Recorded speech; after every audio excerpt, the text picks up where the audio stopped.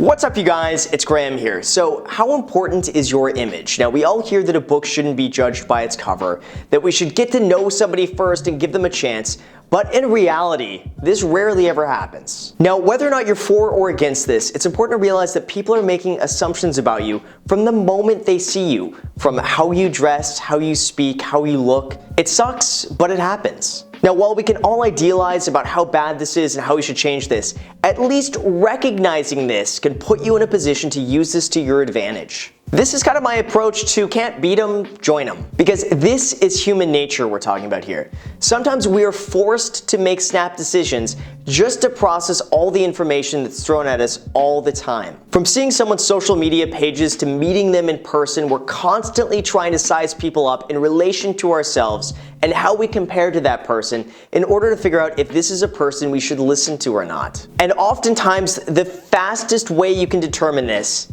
is by appearances. So maybe I can wear something like this, or I can wear something like this, and this has a totally different perceived value than maybe something like this, and all of a sudden I look way different and there's a new perceived value as if I wear something I'm, just kind of comfortable in. So let me change again. This, there, now I'm comfortable. So let's talk about this. So in an age where you're just bombarded with ads and people from every single direction, and you need to make a quick decision, you need to make a quick assumption about somebody, first impressions are important, especially if you're in sales or require face-to-face contact. Immediate snap decisions are made at the blink of an eye. And like I said, I believe this is just human nature. From an evolutionary standpoint, this somewhat makes sense. You have to determine who you can trust and who's a threat very quickly. Otherwise, you risk getting killed. And first judgments are really the only way you can do that. Like if you're seen with an exotic car, for instance, people automatically assume that you're more successful, and that immediately gives you more credibility. And with that, people are more likely to take you seriously and listen to you than if you didn't have that. Now, the person could be the exact same no matter what type of car is behind them, but the perception of that person then changes dramatically. Now, there are ways I've found to use this to your advantage, and one of the best ways to do this is just to match what you do. It really helps us to be congruent with who you are as a person and what you represent. Now, if something doesn't match up between the type of person you present yourself and the image that you have that goes along with that, people immediately get suspicious of it. People quickly see the disconnect between what you're doing and your image, and if it doesn't add up, they hesitate because they feel like you're not living up to what you're presenting. Like if you're selling a $10,000 program about how to be successful and make millions and trillions of dollars, you can't be seen driving around an old beat-up like 1980s Honda and living in a studio apartment in Lancaster, because that doesn't add up with what you're selling and what your image is. People really like to see that you live what you preach.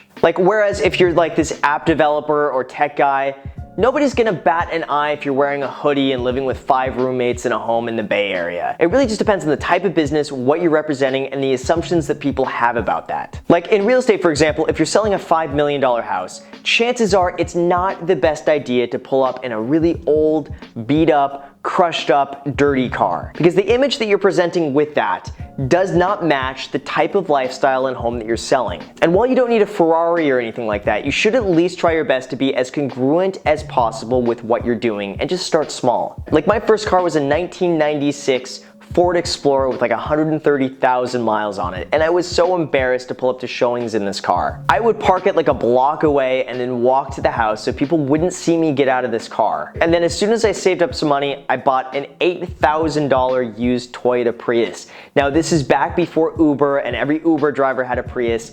Back in like 2008, 2009, a lot of very wealthy people had Priuses. They would have their Ferraris, their Lambos, their Rolls Royces, but they would drive a Prius throughout the day. So I bought a Prius and it did pretty well. And the type of car you have doesn't need to be flashy or luxurious or really expensive.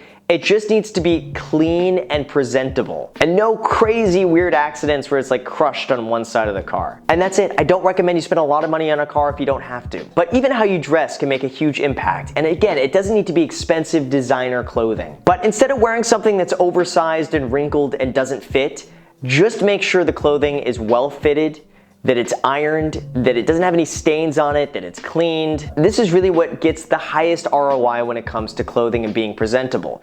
If you're wearing something that's dirty, that's oversized, it doesn't fit, people automatically just make judgments about you that you might be disorganized, not well put together, and if you're disorganized in appearance, are you disorganized in other parts of your life as well? People might also think that you don't pay close attention to detail if you tend to let yourself go. So that's another thing to consider. So my biggest recommendation when it comes to clothes is just get clothes that fit your physique, that are clean and ironed. That's it. And by the way, I've noticed the details make a huge difference. And one of the biggest ones that I really like are socks. Get like crazy cool socks. It's something small like this that ends up making a huge impact. And that's really inexpensive to get some like cool, colorful looking socks. Trust me, people notice this. Even a fresh haircut and shave make a huge difference. And some other things you can do minor things like just clip your nails and make sure there's not like dirt in your nails. Brush your teeth, maybe wear cologne, like little things like this end up making a huge difference and oftentimes are completely free. Like good hygiene goes such a long way. But the thing is, it's not just entirely physical of what people can see on the outside. The other half is attitude and really believing in what you do. Do you emulate what you are doing? If people check you out online, is everything adding up? Like I hope you don't see pictures of me doing like keg stands and stuff like that because that's not an image that I'm trying to go for. Now there's nothing wrong with that, but at the same time, I try to craft my image around not doing keg stands and not doing stupid things and posting them online for everybody to see. So if you're doing any of these things, it's not bad or anything like that. Just don't do anything that would potentially ruin your reputation because again, this is the image that you're crafting of yourself. So to go about this, I highly recommend figuring out what you want and then tailoring your image to represent that type of person you want to become. Dress for success, as they say. Act how you want and you will become it. And again, it doesn't need to be something superficial.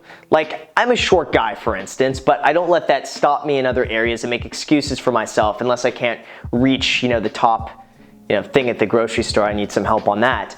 But beyond that, don't let superficial things hold you back from anything because the reality is that anything superficial that you don't have control over should not be something that will hold you back. Anything like that is really just a mind game, and those mind games really hold you back way more than anything superficial you have going on that you can't change about yourself. Focus really on what you have direct control over. And that's how you dress and the clothes that you buy and how well that fits you and the image that you give off by that. Your hygiene, brushing your teeth, making sure you have a good haircut, working on having good body language, having good posture, speaking with confidence. And your image is going to be matching the person that you want to be. And anything that you're lacking, by the way, work on it. Work on getting better at speaking if that's your issue. Work at being more assertive if that's your issue. Work at getting over some of your fears if those are the ones that are holding you back. If you're not getting what you want, you need to work on yourself to become that person who can get that. And at least understand that image can play a role in how you are perceived and how seriously you're taken. I mean, the stupid reality is that, if I had a McLaren P1, instead of buying all this real estate, I just bought a McLaren P1. Chances are people would think I'm way more successful than me talking about things you guys, really haven't seen and having stuff tied up in real estate and stuff like that. But that's the reality of the situation. That's the reality that a lot of us go through, and that's the reality of just life in general. And to a certain extent, I think it's important to play into that sometimes. People are going to make quick decisions and assumptions about you based off very superficial things. But I believe that just by understanding this, you're able to use this to your advantage and at least play this up in your favor. I'm not advocating going and spending a ton of money on stuff you don't need to spend money on. It's often as simple as just making very small changes that are gonna go a long way. And like I said, just be congruent with the type of person that you are and what you're selling, especially in real estate. This is one of the big ones, especially if you're selling multi-million-dollar estates. You don't want to pull up looking like a slob with McDonald's wrappers all throughout the car and your car hasn't been cleaned in like months and it's dirty and it's falling apart, and here you are at a $10 million listing showing, the celebrity client at home and your image doesn't match the type of lifestyle you're selling. I think this applies to many careers, and especially careers in sales, where people are gonna make assumptions about you really quick, and at least use this to your benefit. So as always, you guys, thank you so much for watching. I really appreciate it. Now, if you haven't already, make sure to smash that subscribe button and also hit the notification bell. Be a part of the notification squad so YouTube updates you when I post videos. Also, feel free to add me on Snapchat and Instagram. I post there pretty much daily, so if you want to be a part of it there, feel free. As always, thank you again for watching, and until next time.